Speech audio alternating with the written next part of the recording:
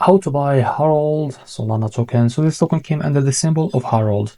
So before we start, this is not financial advice. I'm not professional or economic expert.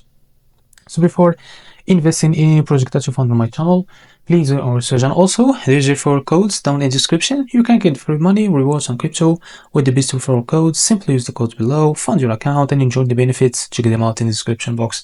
As you can see, before going on buy this token, make sure to check the X account and keep following their updates about this token.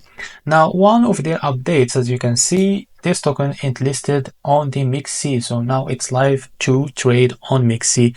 So if you don't have an account on it, just go and create an account on MEXC. You will see a referral code down in the description. You can sign up under it, and you can get the benefits from that if you want to, of course. Now, after you create an account on MEXC, what you need to do to buy this token, just go and log into your account on MEXC.